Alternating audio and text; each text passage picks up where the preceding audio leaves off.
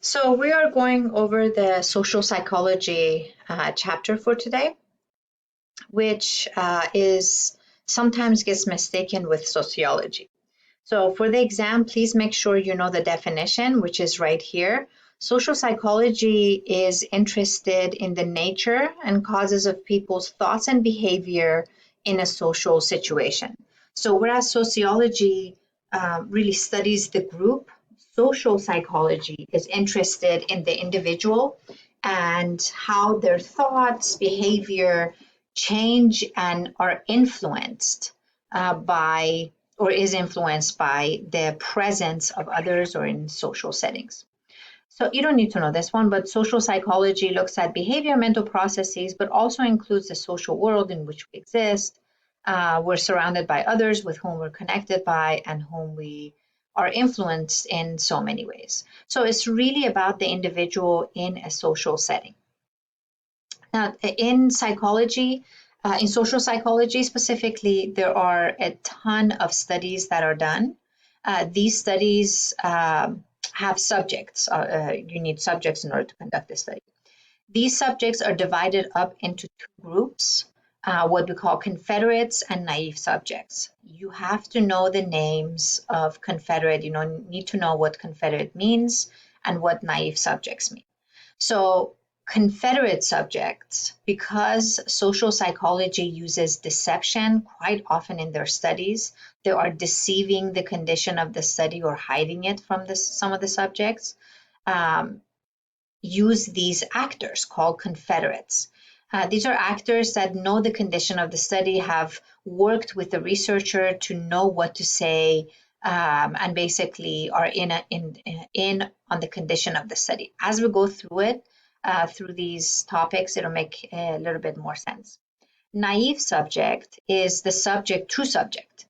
This is a subject that doesn't know the condition of the study, and social psychologists are interested in the behavior of the naive subject. How would this naive subject that has no idea deception is being used, how do they behave in these different situations? So in social psychology, there are different areas that has been studied. You don't need to know social influence. You can X that out. That's basically what social psychology is about. The process through which real or implied presence of others can directly or indirectly influence the thoughts, feelings, and behavior of another individual. So we're interested in how does social influence, if you think someone is watching you, how does that influence your thoughts, feelings, and behavior? Or if someone, in fact, is watching you. One of the areas that social psychologists are really interested in terms of our behavior and beliefs and thoughts is conformity. So please make sure you know the definition for conformity. Conformity is changing your behavior to match that of others. What that means is, let's say everyone is going, a group of friends are going and egging a teacher's house, not mine, but a teacher's house. Let's say you are in that group and you believe what you're doing is really wrong. Would you conform with the group, and under what condition would you conform with the group? So the researcher that you want to associate with this, because he did one of the more pioneer research in conformity, is Solomon Asch, right? And I'm going to show you a video and Solomon Asch in a second. Sorry, I'll go back for a second. So make sure you mark down conformity as, and one of the main researchers is Solomon Asch. Solomon Asch in 1960s did this study where he brought in a group of subjects. Out of the 8, and you'll see the video in a second, I don't remember the exact number, let's say 7 subjects. 6 of them were Confederates. They were in on the study, and Solomon Asch had told them what to say. One of the subjects was what we call the naive subject, and he was interested in how does the naive subject react in the condition that he set up. So what he had was a line of a table with a bunch of men, and they were all men, sitting at the table, and they faced Solomon Asch, who was holding these 2 cards. The subjects, Confederates and naive, were shown a standard line and were asked which one of the comparison line best matches in length to the standard line. So the first few times he asked, they said the right answer. Everyone said, I believe this one is 2. Some of you have said 3. I've done this before, but let's say 2. They said it was 2, and of course the naive subject looked at it and said 2. Then during a later trial, he told the Confederates to say the shortest line. So he showed the standard line, and all the Confederates said 1. What we're interested in is, what does the naive subject say? Does the naive subject say 1, go along, conform with the group, or is he going to say, go with the right answer? So here's the video. But an experiment is not a public opinion poll. It examines behavior under the pressure of social forces, as the experiment of Solomon Asch reveals. The experiment you'll be taking part in today involves the perception of lengths of lines. As you can see here, I have a number of cards, and on each card there are several lines. Your task is a very simple one. You're to look at the line on the left and determine which of the 3 lines on the right is equal to it in length. All right, we'll proceed in this order. You'll give your answer. Only one of the people in the group is a real subject, the 5th person with the white T-shirt. The others are Confederates of the experimenter and have been told to give wrong answers on some of the trials. The experiment begins uneventfully as subjects give their judgments. 2. 2. 2. 2. 2. 3. 3. 3. 3. But on the 3rd trial, something happens. 2. 2. 2. 2. 2. The subject denies the evidence of his own eyes and yields to group influence. 1. Asch found subjects went along with the group on 37% of the critical trials. Make sure you remember that number. So the subjects went along 37% of the critical trials. They will throw some other numbers at you. You don't need to know that for the exam. So about 1/3 of the subjects kind of went along with the group. But he found through interviews that they went along with the group for different reasons. 1. 1. They must be right. There are 4 of them and 1 of me. 1. This subject's yielding is based on a distortion of his judgment. He genuinely believes that the group is correct. 1. 1. 1. 2. 1. 2. 2. 2. I know they're wrong, but why should I make waves? 2. In this case, the subject knows he is right, but goes along to avoid the discomfort of disagreeing 2. with the group. Here, the distortion is at the level of his response. 2. 2. 2. 2. In the previous experiment, the naive subject stood alone against the group. In this variation, Asch gave the naive subject a partner, here seated in the 3rd position, who also gives the correct response. 1. 1. 2. 1. 2. With a partner, yielding drops to only 5% of the critical trials compared to 37% without a partner. Although subjects report warmth and good feeling toward the partner, they typically deny that he played a role in their own independence.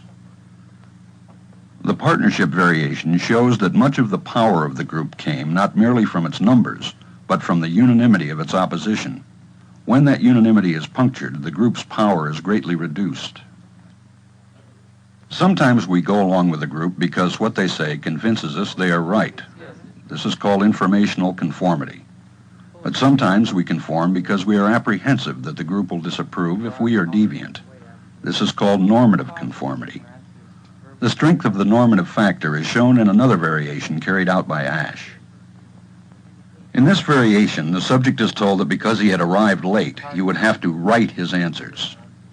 Subjects in this private response experiment are exposed to the same amount of misleading information as other subjects, but they are immune from any possible criticism by the group. 1. 1. 1. And this enormously reduces the pressure to conform. Conformity drops by 2/3. Asch's experiment is a classic. It reveals how people will deny what they see and submit to group pressure. It allows us not only to observe conformity, but to study the conditions that increase or reduce its occurrence. So this is a really important experiment. The only thing you need to know from that slide was the 37%. So you might see that on the test. So what Ash was able to show, and other researchers have really confirmed his finding, there are certain factors that contribute to conformity. You need to know this for the exam. These factors are if the naive subjects comes from a collectivist culture, a culture that really emphasizes the importance of group cohesiveness and staying with the group. If the subject wants to be liked by other group members and may have low self-esteem. If the subject is socially shy. Now, one of the trials, I don't remember if you saw, the guy gave the right answer and everyone turned around and looked at him in a critical way. If you are socially shy, that would be one of the worst things that could happen because you're gaining attention, and socially shy people don't want that attention. If you have a lack of familiarity with the task, just like the guy said, well, there's 4 of them or 5 of them and there's 1 of me, they must know what the hell they're saying. Group size will matter. The bigger group, the more likely the person will conform.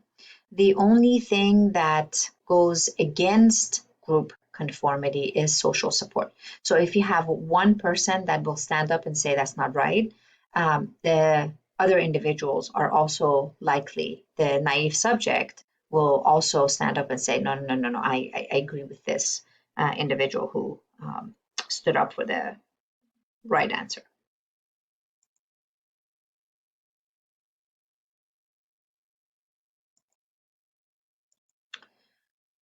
So the other area is group behavior. What happens when we get in a group? We have a phenomenon called groupthink. Make sure you know this for the exam. These are just vocabulary.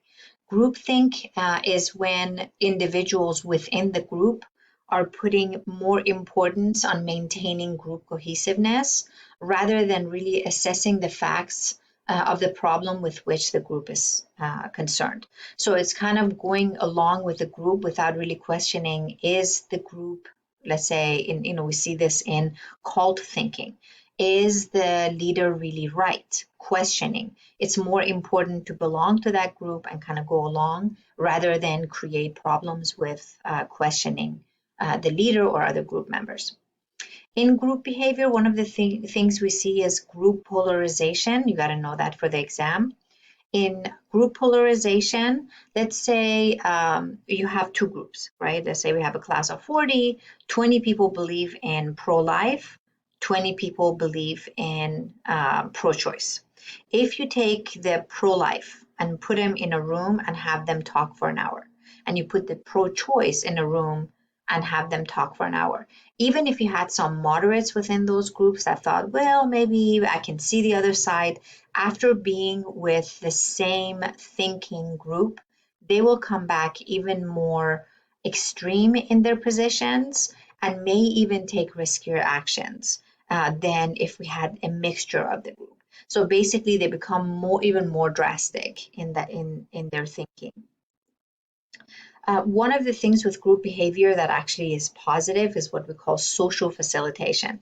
This is the positive influence of others, especially when we talk about performance. Those of you that have played sports, you know already, sport teams usually do better, have a better stat at home than they do away.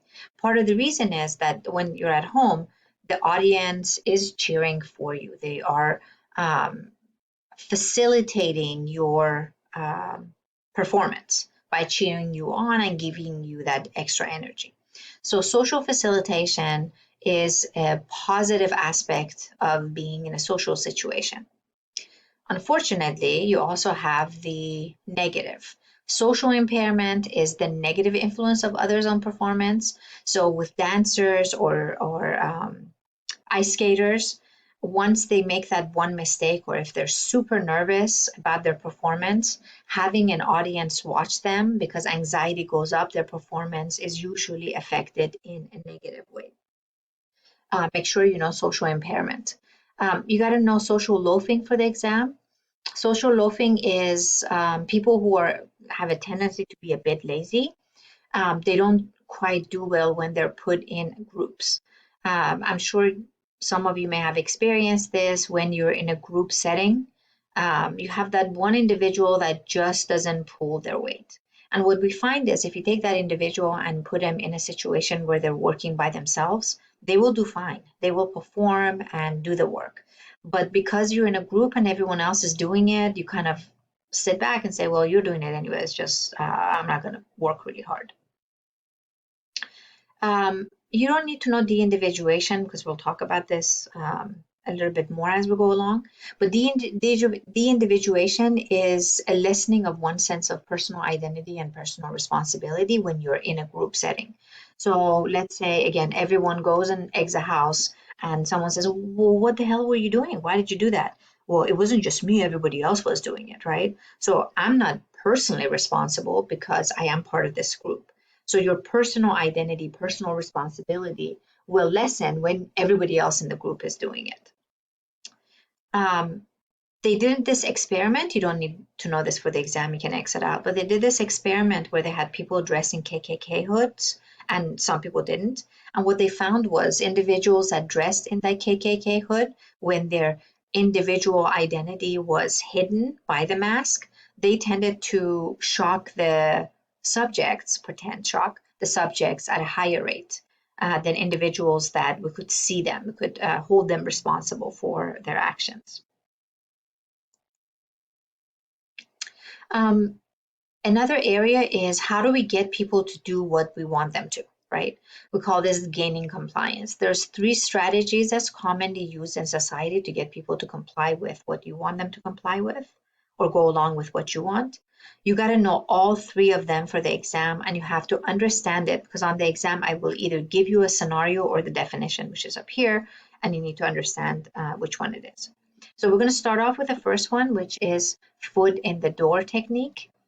Just like it indicates, this is when let's say I want you to comply. So I ask you for a small favor and I keep raising the commitment. So let's say you have been living with your parents for a while and you're dating someone who has their own apartment and you're crazy about them and you really want to move out of the house and you've only been on 2 dates. Would you show up at their house with your packs ready to go? Right? Just ready to move in. Most people would say no, right? Because you'll freak the person out and there won't be a 3rd date. So what you can do in order to slowly move in is foot in the door. So the first night when you spend the night, you leave your toothbrush.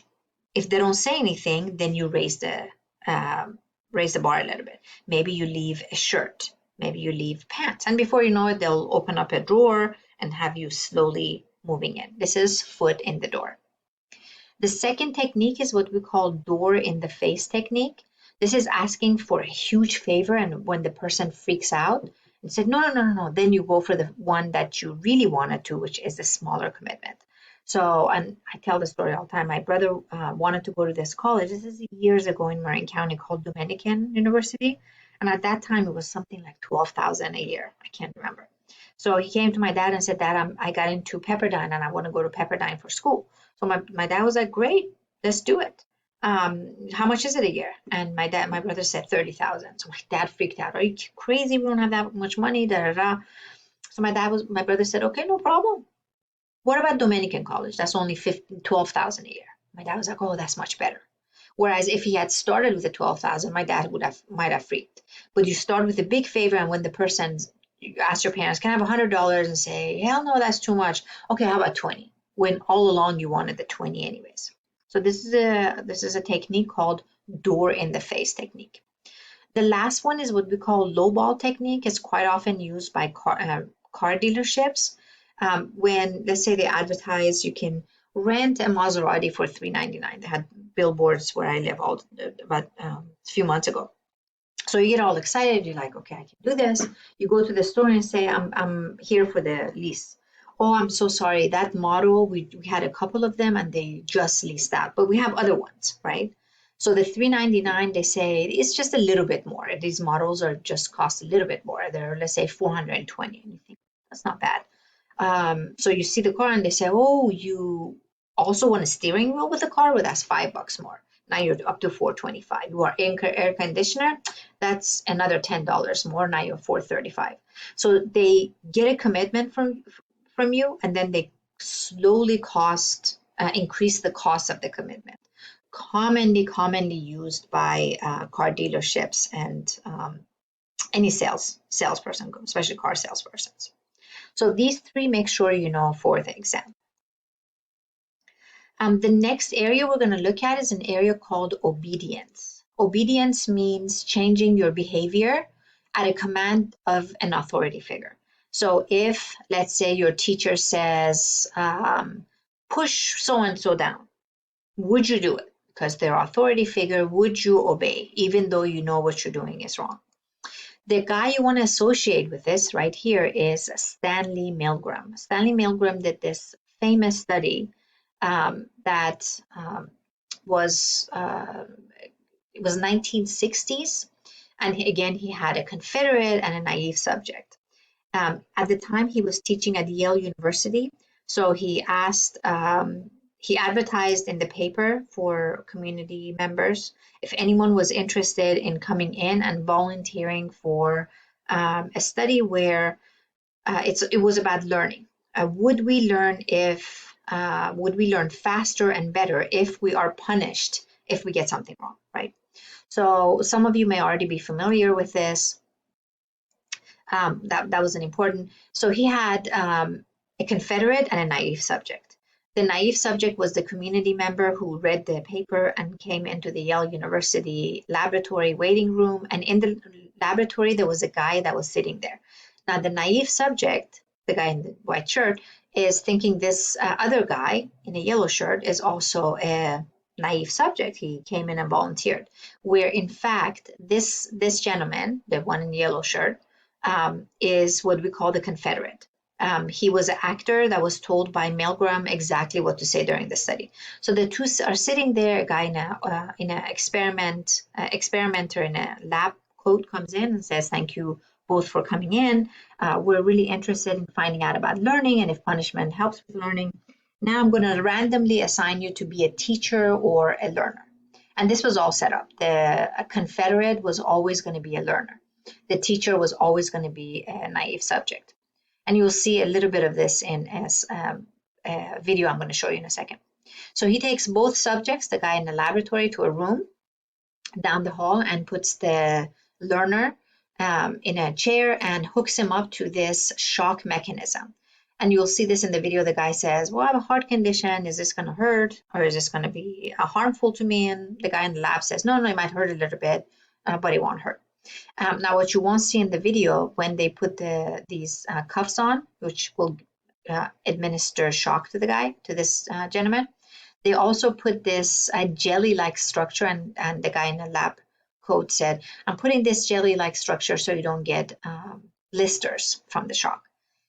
All of this is being exchanged, all this conversation is being exchanged in front of the teacher. What Milgram did, which was brilliant, he brought both the lab guy brought the teacher back into the experimental room and sat him in front of this shock apparatus. And the shock apparatus went from 15 volts all the way to 450 XXX, and you'll see that in the video. And you won't see this in the video, but he shocked the guy, the teacher, at about 15 or 30 volts. And the guy jumps and kind of says, ow, which means he knows how bad the shock is. And let me show you what happened. In a unique period from the early 60s to the early 70s, a group of social scientists conducted a series of experiments examining the nature of human behavior and its relationship to social conventions and situations. In this setting, I allow things to be done to me that I wouldn't allow in any other context. The dentist is about to put an electric drill into my mouth. In this setting, I willingly expose my throat to a man with a razor blade.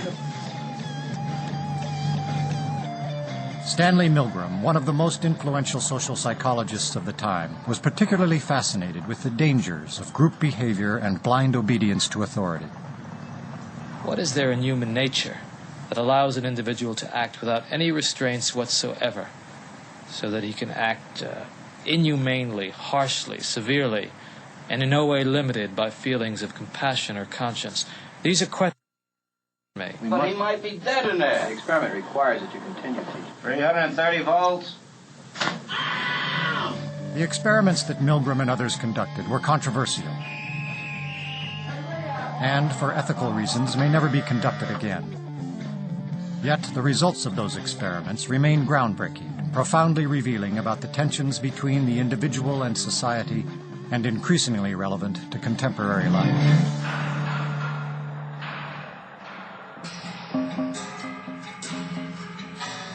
In 1962, Stanley Milgram shocked the world with his study on obedience. To test his theories, he invented an event that would become a window into human cruelty. In ascending order, a row of buttons marked the amount of voltage one person would inflict upon another. Milgram's original motive for the experiment was to understand the unthinkable, how the German people could permit the extermination of the Jews. When I learn of incidents such as the massacre of millions of men, women, and children perpetrated by the Nazis in World War II, how is it possible, I ask myself, that ordinary people, who are courteous and decent in everyday life, can act callously, inhumanely, without any limitations of conscience? Now, there are some studies in my discipline, social psychology, that seem to provide a clue to this question. The problem I wanted to study was a little different. It went a little bit further. It was the issue of authority. Under what conditions would a person obey authority who commanded actions that went against conscience? These are exactly the questions that I wanted to investigate at Yale University. It is May 1962. An experiment is being conducted in the Elegant Interaction Laboratory at Yale University. The subjects are 40 males between the ages of 20 and 50 residing in the greater New Haven area. Psychologists have developed several theories to explain how people learn. One theory is that people learn things correctly whenever they get punished for making a mistake. 40 years later, Milgram's infamous experiment, obedience, is still taught in classrooms around the world. Would you open those and tell me which of you is which, please? Teacher. All right, now the next thing we'll have to do is set the learner up so that he can get some sort of punishment. What inspired Milgram, I would say there were a number of factors. One of them is he was very ambitious. He wanted to make a mark in social psychology. And he wanted, as he wrote to one friend, he wanted to come up with the boldest experiment that he could think of. Would you roll up your right sleeve, please? This electrode is connected to the shock generator in the next room. And this electrode paste is to provide a good contact to avoid any blister or burn. Do you have any questions now before we go into the next room? About 2 years ago, I was at the Veterans Hospital in West Haven. And while there, they detected a heart condition. There's nothing serious, but as long as I'm having these shocks, how strong are they? How dangerous are they? Well, no, although they may be painful, they're not dangerous. Anything else? No, that's all. All right, teacher, would you take the test and be seated in front of the shock generator, please, in the next room? But the experiment was rigged. The victim was an accomplice of the experiment. The victim, according to plan, provided many wrong answers.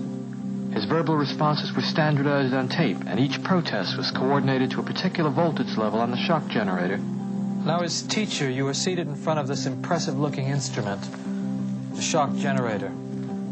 Its essential feature is a line of switches that goes from 15 volts to 450 volts, and a set of verbal designations that goes from slight shock to moderate shock, strong shock, very strong shock, intense shock, extreme intensity shock, and finally XXX, danger severe shock.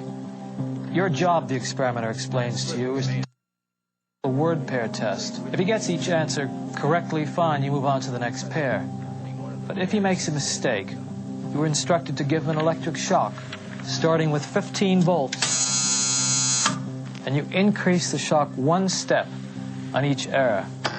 Incorrect. You'll now get a shock of 105. Hard head. Just how far can you go in this thing? As far as is necessary. What do you mean as far as is necessary? Milgram was very much aware that obedience is a necessary ingredient for society to function. But he focused on the darker side of obedience. Incorrect. 150 volts.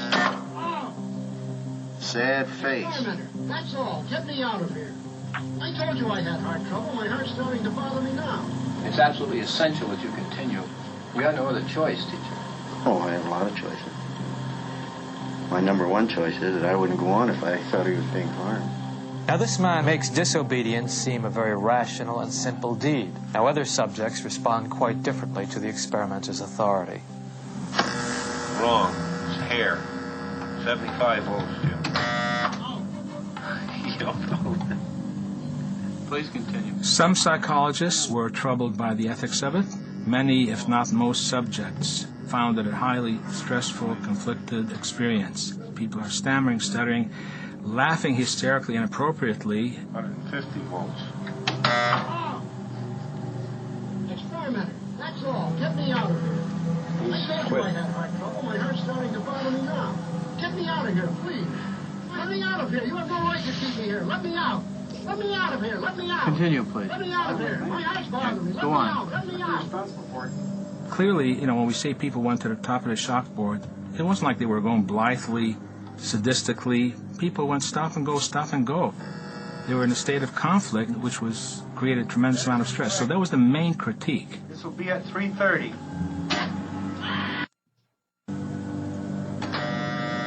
As his voice began to show increasing frustration, so did I. And I was really in a state of real conflict and agitation. One of Stanley Milgram's basic contributions was that you don't ask people what they would do given this hypothetical situation. You put them in the situation. And that's exactly what Milgram did. If you ask someone, would you shock and punish someone for saying the wrong answer? Most of us would say no, of course we wouldn't. But when you're put in situation, we find that folks may act differently. So that's Milgram's study really revolutionized the way we think of behavior in social settings.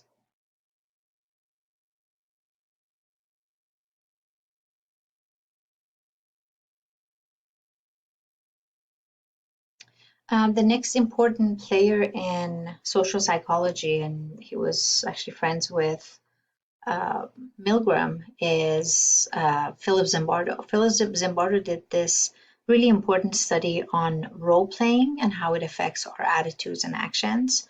And his study, and please make sure you know this for the exam, is called Zimbardo-Stanford Prison Study. What he did during this study is he took some college students, Stanford college students during the summer of 1973, I believe it was, 71, 73. And he asked for volunteers. He asked the college students to come in, and they would get paid something like $15 for the 2 weeks that they would participate in the study. He went through all kinds of personality tests to make sure no one had any issues, everyone checked out. And out of the group that volunteered, he took a group of them and randomly assigned them to be prison guards and prisoners and prison guards. He took the psychology department, one of the buildings, he took the basement and turned it into a prison, full on. He got the outfit. And what he found was really interesting. These normal college students really took on the role of prisoners and prison guards. So he did, his study was really, really unethical, but revolutionary at the time. So take a look. Oh, never mind. Don't take a look because I got to sign in. Hold on.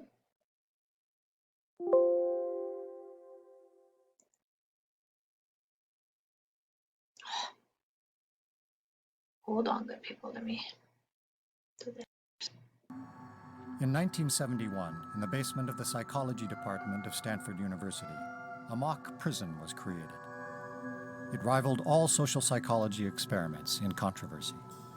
Shortly after I finished this Stanford Prison study, Milgram embraced me and said, "I'm so happy that you did this." He said, because now you can take off some of the heat that he's had to bear alone of having done the most unethical study. Although this experiment is over 30 years old, its enduring power has been underscored by the events at Abu Ghraib. When we got to Abu Ghraib, it was eerie. People were being told to rough up Iraqis that wouldn't cooperate.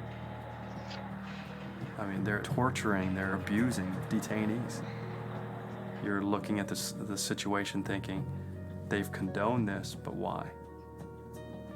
And if it wouldn't have been for those photos, no one would have ever believed what was going on over there.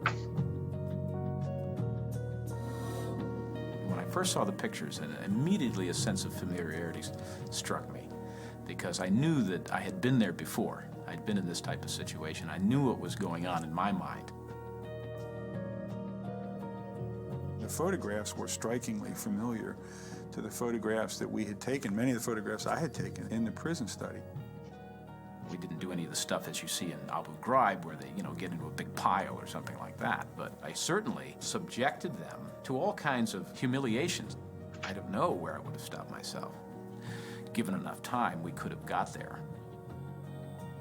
When the images of the abuse and torture in Abu Ghraib were revealed, immediately the military went on the defensive, saying, it's a few bad apples. When we see somebody doing bad things, we assume they're bad people to begin with. But what we know in our study is there are a set of social psychological variables that can make ordinary people do things they never could imagine doing. At Abu Ghraib, ordinary people perpetrated extraordinary abuses. To understand why, it helps to reach back to the lessons of Zimbardo's experiment, how people respond to a cruel environment without clear rules.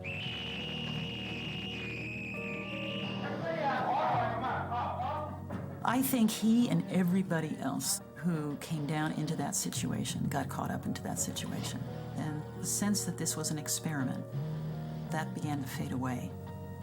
It became just life.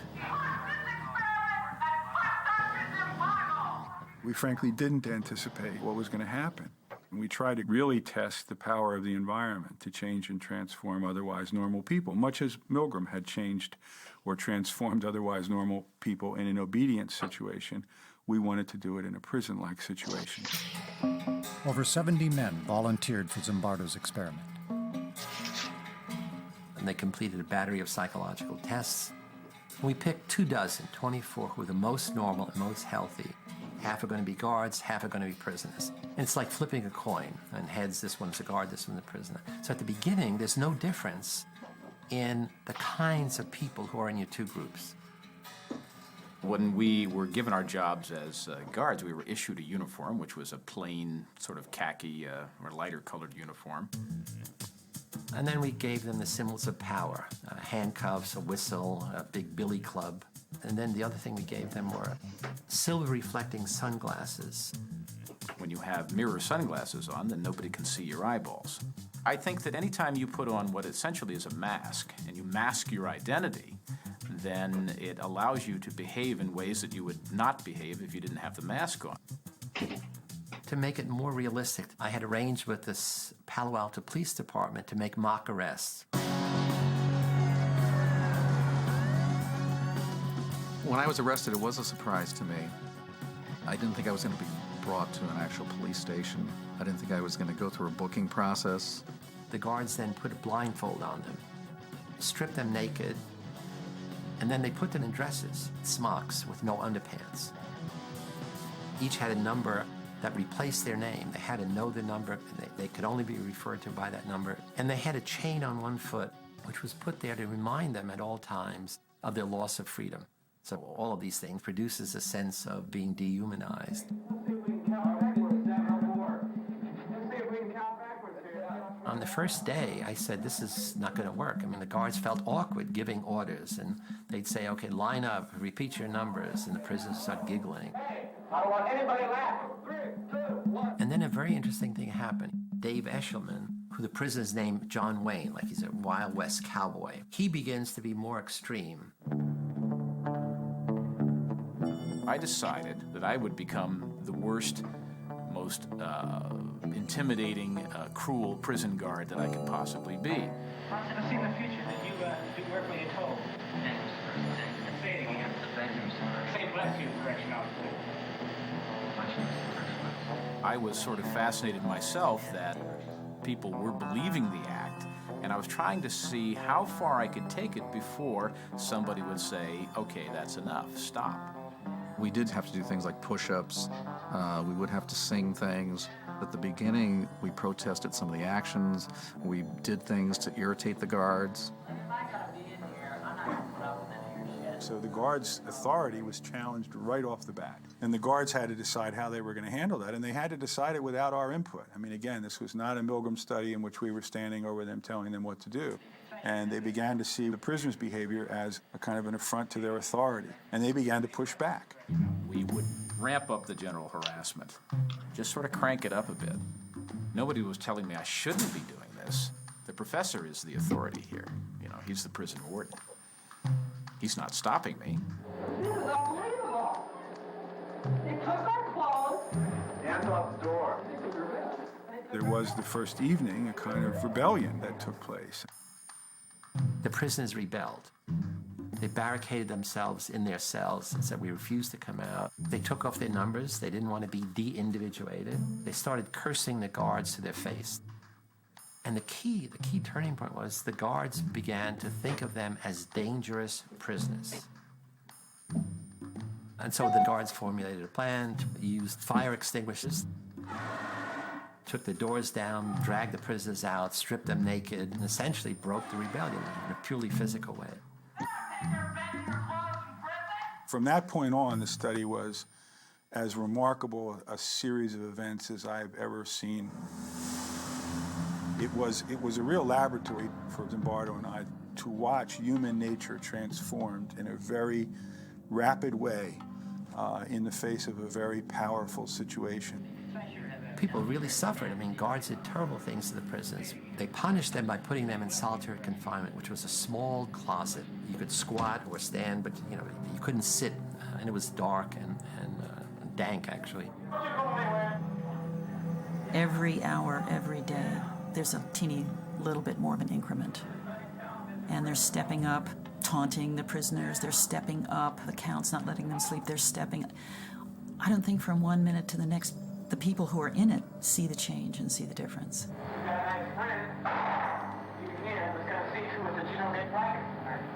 And then the next key thing happened beside the rebellion. Prisoner 8612, he was the first one to have an emotional breakdown. I feel really fucked up inside. You don't know. I gotta go. To a doctor, anything. I mean, Jesus Christ, I'm burning up inside. Don't you know? I'm fucked up. I don't know how to explain it. I'm all fucked up inside. Help now! At the time, if you had questioned me about the effect I was having, I would say, well, they must be a wimp. They're weak, or they're faking. Because I wouldn't have believed that what I was doing could actually cause somebody to have a nervous breakdown. It was just us sort of getting our jollies with it. Let's be like puppeteers here. Let's make these people do things. What if I told you to get down on that floor and fuck the floor? What would you do then? The guards now began to escalate their use of power. Some of them had prisoners clean out toilet bowls with their bare hands. They now taunt, humiliate, degrade the prisoners in front of each other, and they exert arbitrary control over the prisoners. They keep thinking of more and more unusual things to do. And very soon after the fourth day, things begin to turn sexual. You be the bride of Frankenstein, and you be Frankenstein. I want you to walk over here like Frankenstein and say that you love the true man. If you want to fully sort of humiliate somebody, then you want to get them in those things where their biggest fears are. And a lot of us have a lot of sexual hang-ups, and so that was part of that effort to humiliate them even further. Get up, Lord. I love you, true man. You smile too, Anthony. You get down here and do 10 push-ups. The guards knew that had the coin come up heads rather than tails, they would have had the dress on rather than the uniform on. They knew that. So they certainly knew that the prisoners who were being mistreated had done nothing wrong to deserve the mistreatment. And yet the roles themselves were so powerful and the environment itself was so powerful that they ended up punishing those prisoners as though they had done something wrong. Prisoner 819 did a bad thing. We were told to chant something about how he was a bad prisoner. And at the time I went along with it, I'm thinking, what does this matter? We don't believe this, but we can go along and chant it. Because of what prisoner 819 did, myself the best. Because of what prisoner 819 did, myself the best. That night, he had a breakdown. Every day after that, another prisoner broke down in a similar way. Broke down, I mean, extreme stress reaction. We released another one on Tuesday, Wednesday, Thursday. Nobody who was in that study could deny that the prisoner breakdowns were genuine. They were scary to see. They were upsetting to us. They were unexpected, but they were very clearly the real thing. At some level, we understood that something was happening that we were no longer in control of. It was damaging people. We didn't quite have a grasp on what to do about it. One of the mistakes we made was that we hadn't built in time to step back and to look at what was happening and call it what it was, which was mistreatment. We were caught up in the events that were taking place. Or you can keep your blankets, and 416 will stay in another day. We got 3 against 1. Keep your blankets, 416, you're going to be in there for a while. So just get used to it. On the 5th day of the study, Zimbardo invited his girlfriend, recent psychology graduate Christina Maslach, to visit the mock prison. I had heard bits and pieces from Phil about what was going on. And then when I was down there that evening, it really was kind of a wow. The thing that really got to me was when some of the guards took the prisoners down the hall to the men's room. She looks out and sees a line of the prisoners with paper bags over their heads, each one holding the other one's shoulder. And they're leading them down the hall. And Phil comes over and look, my God, look at that. And I looked up and something about it just, again, it was the dehumanizing, demeaning kind of treatment. I couldn't watch it. And she said, it's terrible what you're doing to those boys. And she got tears in her eyes. I said, what? And she runs out. And I'm furious. I'm saying, look, this is, I run outside. We have this big argument. I'm saying, look, this is dynamics of human behavior. Look, it's fascinating, the power of the situation. So I'm giving her all the psychological basis. And what kind of psychologist are you? You don't appreciate this. And she said, I don't understand.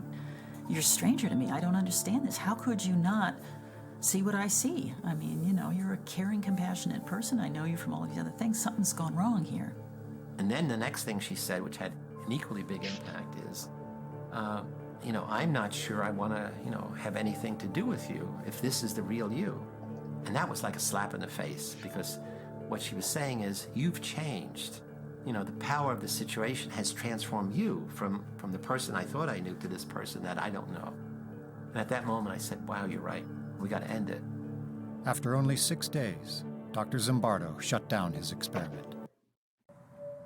So as amazing as that was, by 6th day, it was supposed to be a 2-week experiment, and by 6th day, they shut down the experiment because things just went so out of control. So Zimbardo's study really showed us the power of situation and its effect on human behavior. I will put up as extra credit opportunity. Those of you that are interested, there's actually a video on, they made a movie about Zimbardo's study. So if you're interested, look at the module under Stanford Prison Study Extra Credit, and I'll put up the picture of the movie that they have made. I believe it's on YouTube, and some questions, and you can earn some extra credit. Moving on, there's a concept called cognitive dissonance. Please make sure you know this for the exam. This is the sense of discomfort or distress that occurs when a person's behavior doesn't correspond to that person's impression. So that, let's say you're crazy about or you have always believed that what the Germans did to Jews and Gypsies was wrong with Holocaust, so you would never buy a German car, let's say. And now you see the X6, which is the BMW X6, and you really want to get it. Now you have cognitive dissonance, right? Your behavior buying a car is kind of going against what you believe about the Germans. So there's a couple of things you can do in order to change this conflicting behavior of wanting to buy the car. You can either say, oh, the Germans are fine. They've done a lot of good right now. Form a new attitude, well, that car isn't worth it, in order to justify the behavior. So we're really good about lessening the conflict by justifying some of our behaviors, as I'm sure you can imagine. The next area that is looked at is attribution. Make sure you know the definition for attribution. This is a process of explaining one's own behavior and the behavior of others. So attribution is what you attribute, how do you explain the cause of a behavior.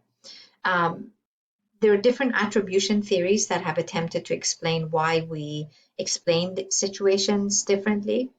The two you need to know is situational cause and dispositional cause. In situational cause, the cause of the behavior is attributed to external factors. And I'm going to give you an example to make sense of this. In dispositional cause, the cause of the behavior is attributed to internal factors. So let's say your friend gets in a car accident, right? Or you see an accident and someone says, hey, what do you think caused the accident? What do you attribute the cause of the accident to? If you explain it from a situational cause, you're going to look outside of the person's behavior, not something about themselves, but the road was wet. The sun was shining in their eye, they couldn't see, right? The light wasn't working. So the cause of the behavior is outside of the person's control. It's more due to external factors. If you explain it from someone's dispositional cause, you would say something like, oh, they don't know how to drive. They never pay attention. So it's something about the person's personality or character that has caused the event to occur. One of the more famous attribution theories is fundamental attribution error, or what we call actor-observer bias. Please make sure you know this for the exam.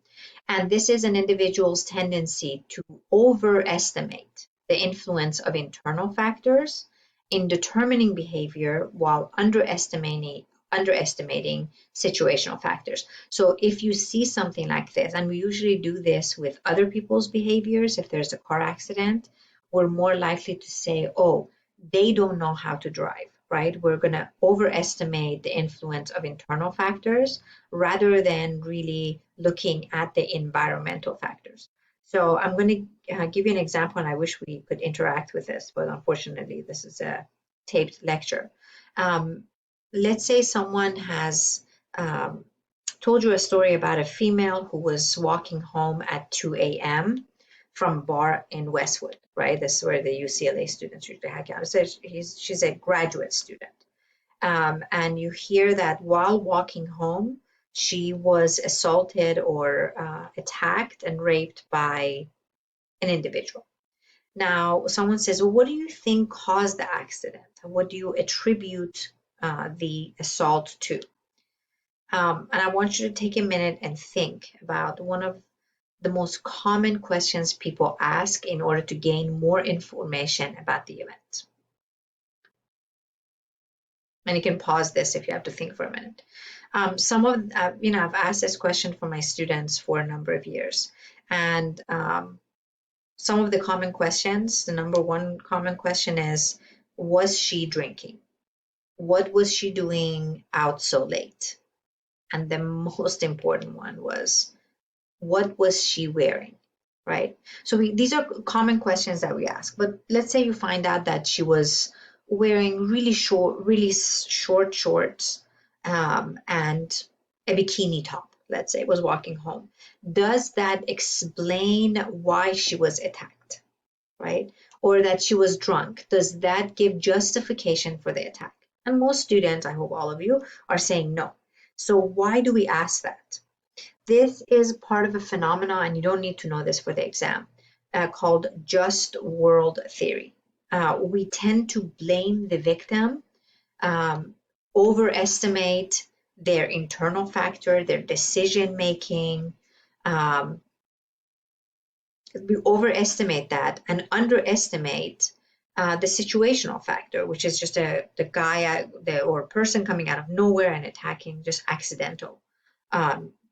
So the reason we do that, and this is what social psychologists tell us, is that it distances us from the victim. So it's because this person had bad judgment that caused the attack to happen. That can never happen to me. Blaming the victim, that hindsight clear judgment, is quite common used by folks to explain things that may just simply be accidents. In your study guides, you have 3 words. On one slide, you have prejudice, discrimination, and stereotype. I'm going to start off with these 2 and then talk about stereotype in a second. You need to know all 3 for the exam. So you need to know prejudice, discrimination, and stereotypes. Prejudice is a negative attitude that we may hold towards a member of a particular social group. And please make sure you remember, prejudice is associated with a negative attitude, right?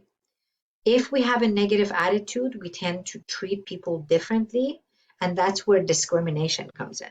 If I believe, I'm just going to use myself, I'm Iranian. If all Iranians are terrorists and I come to your store and let's say you have, I'm trying to get hired. If your belief is that all Iranians are just bad people and are terrorists, you're not likely to hire me. So most of these negative attitudes that we have towards a group will result in a discrimination, which means treating or acting differently towards this group. Now, stereotypes is the belief that individuals have about groups. They can be positive or negative. Negative is usually called prejudice, but we have positive thoughts, right? And some of these thoughts are, some of our stereotypes are, and I usually ask this, and 9 out of 10 people say Asian students are smarter or better in math. Well, that sounds pretty good, right? Except what research finds is that because we have this generic idea or belief about a group, we tend to act differently towards them. So they have found that teachers who have Asian students in their classes, they put more pressure on them. They are graded more harshly and they are treated differently than other students. So even with the best of stereotypes, unfortunately, we do treat people differently, even though the stereotype may be a positive one. So the way we tend to prejudice and discriminate is by creating this in and out group. You do not need to know in-group and out-group for the exam. But in-group are people that we recognize as part of us. And it's really interesting how our in-group kind of fluctuates. Let's say you go to, or you're in Europe and you see an American, they're speaking English and with an American accent, you get all excited and kind of, hey, how you doing? You're from America. That's your in-group, right? Whereas if you saw the person here in your neighborhood, you wouldn't even say hi to them. Sports, going to sports events is another good example of in-group and out-group, where you're going to a Laker game, you see someone with a Laker jacket or hat, and you start high-fiving them, that part of your in-group. And if they're playing, let's say, against Golden State, and someone walks by Golden State, you might boo them or just look at them funny. That's your out-group, people that you don't identify with. So not surprisingly, we tend to discriminate and be more prejudiced towards people that we see as out-group, people that we don't associate with. And sometimes, unfortunately, what we find is this idea of scapegoating. Please make sure you know that for the exam. Scapegoating is a tendency to direct our prejudice and discrimination at an out-group member. And most of the time, these out-group members have very little social power or influence over the situation. If you remember in 2008, we had the huge market, the crash, right, in the market. Economy was really bad. People were losing their houses and their jobs. And what you would hear over and over again is, I lost my job, or my jobs are being taken away by a certain group. And I apologize in advance, but this usually the Mexican or Hispanic community was blamed for this. But if you look, was it the Mexican or Hispanic community that caused the crash? I think most of us would say no, they didn't. It was the Wall Street and the greed of entrepreneurs. But why do we? Why do we say that? That's scapegoating. These individuals don't have power over the situation, have very little social power influence, but they're an easy target to redirect our anger. So they're the scapegoat for our angers. So watch out for that. Unfortunately, we're going to see this up and down in market for, especially now. Getting a little bit more positive, attraction, you don't need to know the definition for interpersonal attraction. That's what we're talking about, is liking or having a desire for a relationship with another person. You do need to know the conditions that contribute to that, and it's these three, right? We find the more we're, obviously the first thing that draws to an individual is physical attractiveness, and we have different definition of what's physically attractive. Proximity. People that live near each other tend to be more attracted. Part of the reason is the repeated exposure to that person. And it's not unusual for people that go to the same school or work at the same place where you see the person over and over again. It increases attraction, what research finds. So there's this saying, a Taiwanese man wrote 700 plus letters to his girlfriend proposing marriage. She married the mailman because the mailman was coming around. You don't obviously need to know the saying. People like people who are similar to themselves or who are different from them in a complementary way. So this idea that opposites attract is absolutely wrong. Please make sure you write this down. Opposites may initially attract, but they will not maintain a relationship. We tend to be attracted to people that are similar to us in socioeconomic status, education, belief system. Now, when we say they are different than us, we're talking about certain aspects of personality. You might be totally introverted, but you're drawn to individuals that are extroverted because they complement your personality. They pull you out of your introverted state. I hope I don't have to explain this. You don't need to know this for the test, but we should like people that like us back. If that's not the case, you might want to look at the relationship. And lastly, for this slide, gazing is when you softly look into someone's eye. And I hope to God you know what staring is, when you harshly look at someone.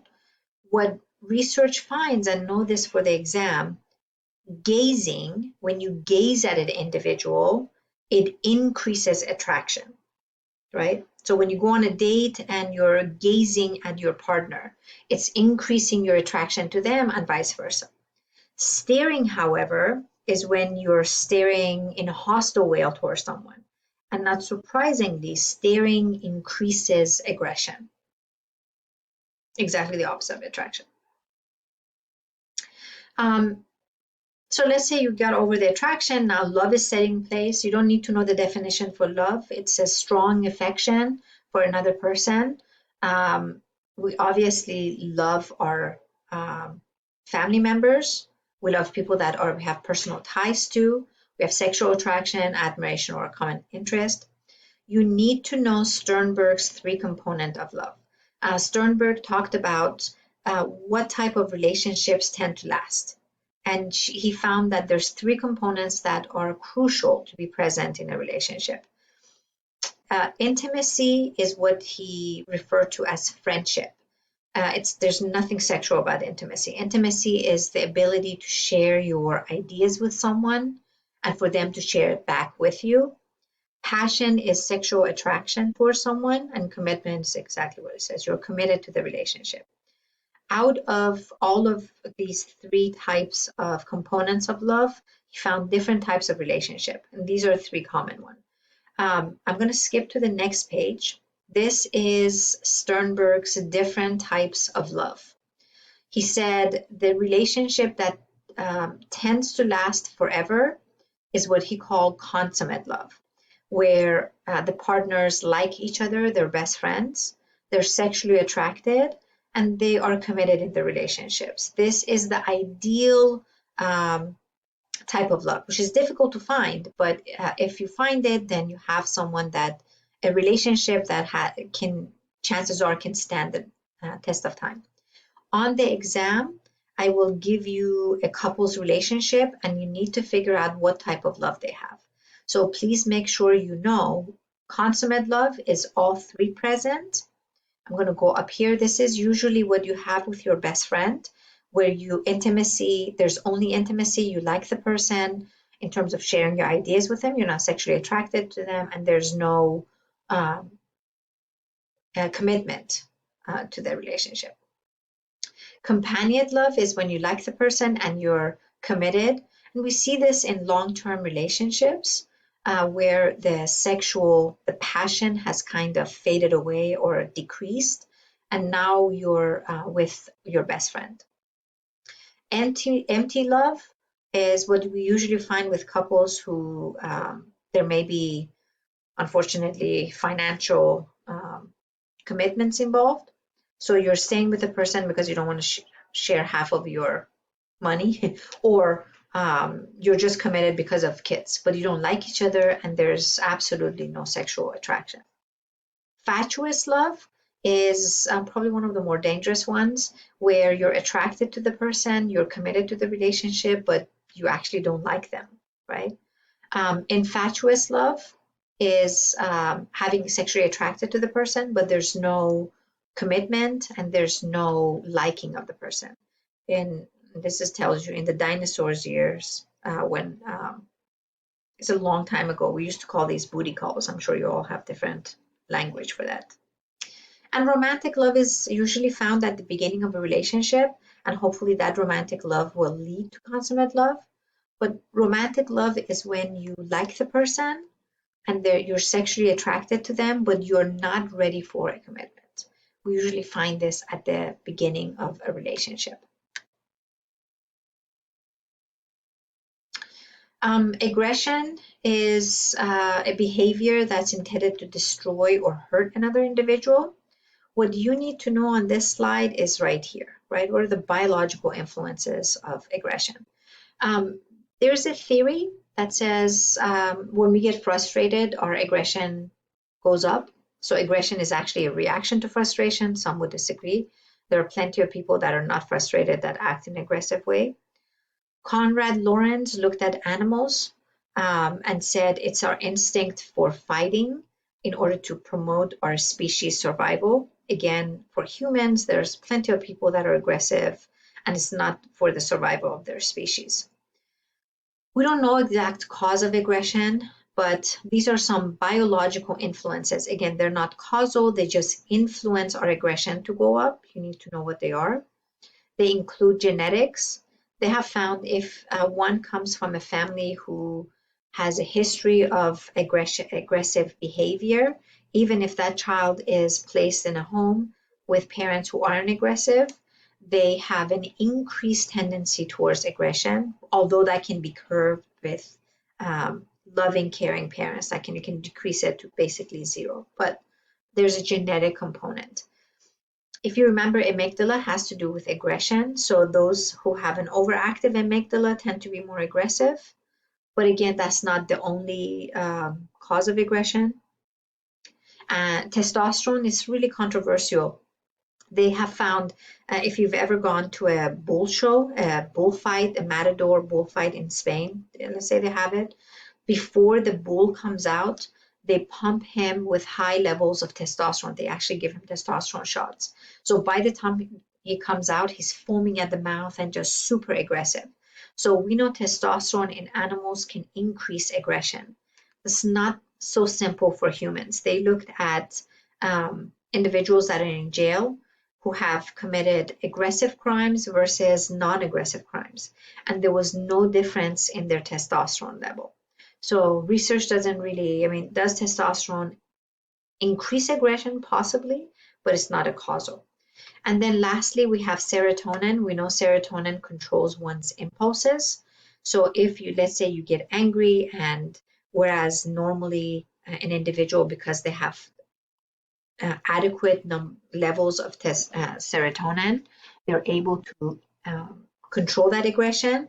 If serotonin levels go down, then that person is likely to act on their aggression. So just different levels of different influences to our aggression. Altruism is a type of pro-social behavior. Pro-social behavior is socially desirable behavior that benefit others. So if you volunteer for, let's say, a shelter, that's a pro-social behavior, trying to help someone. The ultimate form of pro-social behavior is what we call altruism. And in altruism, you're helping someone out without wanting anything in return. That's a form of altruism. I mean, a pro-social behavior, sorry. The last concept you need to know for the exam is bystander effect. Please make sure you know the definition for bystander effect. Bystander effect basically says the more people are present when someone is getting hurt or is mugged, whatever you want to call it, the less likely you are to get help. So the presence of other actually decreases your chances of getting help. The person you want to associate with this, and make sure you know this for the exam, is Kitty Genovese. Kitty Genovese was a waitress who was working in New York City at the time of the event. She's walking home at 4 o'clock in the morning. And as she's walking home, this is in the heart of New York, I think Bronx or New York, I can't remember. But as she was walking home, she unfortunately randomly was attacked by this man who was out to kill someone. He stopped stabbing her, and Kitty starts screaming, "Help me, help me." And as she's walking, people turn on their lights, and the guy sees that there's people around and runs away. Now, stabbed, bleeding, Kitty walks to her apartment and falls down in the first few steps, and unfortunately the killer comes back and finishes the job. So what shook New York City was, how could it be that so many people saw this and no one acted? Let me show you.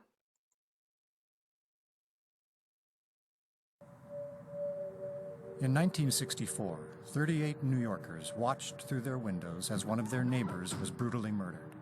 Her name was Kitty Genovese, a 28-year-old woman. The Genovese incident, where a young woman coming home late at night from her work was assaulted by somebody who was one of those random, crazy people. Kitty was running up the block, and Winston Moseley ran after her until she reached the midpoint of the block, almost directly under this street light. Moseley caught up with her and stabbed her 4 times in the back. Her screams were loud, unmistakable, and reverberated throughout the entire area. The lights went on in the windows around the courtyard, so we know that people were seeing this. Nobody called the police. Somebody who lived on the 7th floor opened his window and yelled out, "What's going on down there?" When Moseley heard somebody yelling out, he ran back to his car. Kitty was still alive. She managed to get up. She staggers around the corner here, still screaming. People in that building heard her as well, and she collapses inside this hallway. There's one apartment above there. It was occupied by Carl Ross.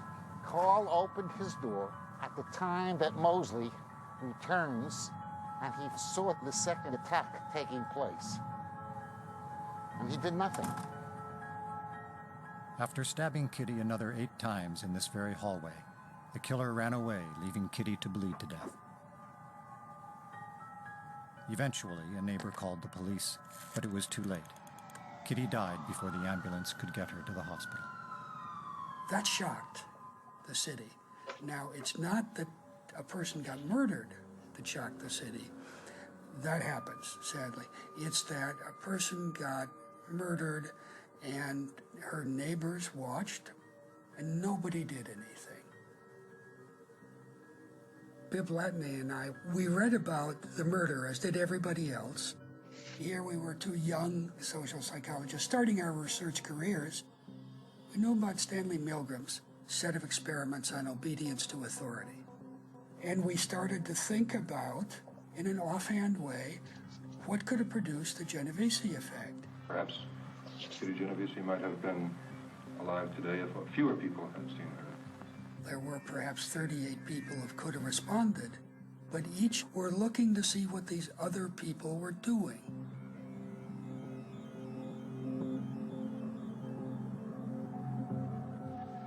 We decided to try to create a relatively ambiguous situation in which we could see how people responded.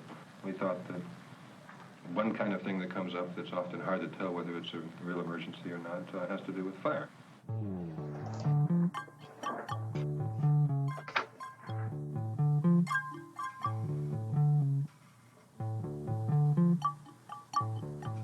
You see smoke coming through the vent, and it is ambiguous. What do you do?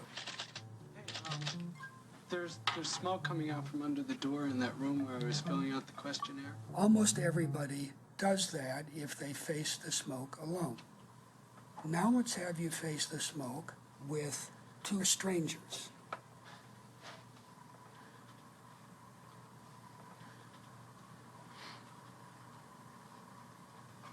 One person can be seen glancing at the other. The other is continuing to fill out the questionnaire. It's getting a little more smoky in the room, but nonetheless, you stay in the room. By and large, people surrounded by people who react as if there's nothing wrong don't respond.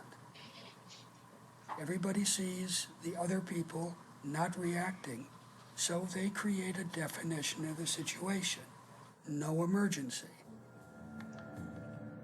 To test their theories about how groups and individuals respond differently to a crisis, Darley and Latané conducted a second experiment.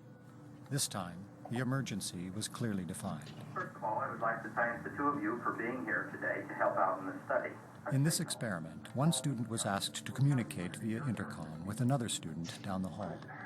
Somebody, give me a little help here, because I'm having a problem. I've got one of these things coming on. What sounded like a real seizure in the subject's headphones was just a tape recording of an actor playing a role for the experiment.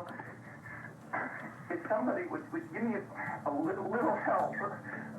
Hello? Could somebody help? If you knew there was nobody else but you to help, you got up, you opened the door of your room, and you headed off to find the person. On the other hand, if there were 3 or 4 other people present who you heard, I would like to thank the 3 of you for being here today to help us with this study. We are interested in learning. You are much less likely to respond yourself. Somebody, give me a little help here. I'm having a real problem right now. Help me out. The responsibility any individual feels for helping is diffused when there are other people who could also help. So what can we say back to the bystanders in the Genovese situation? The first thing we can say, I think, is they got a bum rap. They were reacting the way that you or me might react in those situations. There have been many incidents like the Genovese incident since then, and there have been many incidents in which people who could help don't help. So what would... With Spectrum Mobile... Oh, Jesus. So what does that mean for you future psychologists. This is what we call diffusion of responsibility. Please make sure you know that for the test. This is depending on someone else to act rather than taking responsibility. And if you've ever seen in a car accident or any kind of accident, usually everyone stands around, looks at each other, and it takes that one person to move and kind of intervene, and everybody else rushes in. So when you're making a decision, this is what's recommended, these 5 steps. And notice if someone needs help, realize what is an emergency, take responsibility, plan a course of action, and most importantly, be the first one to move, because once you move, everyone else is gonna kind of join you. This is it, folks, for chapter 12, or social psychology chapter. If you have any questions, email me or I will see you online.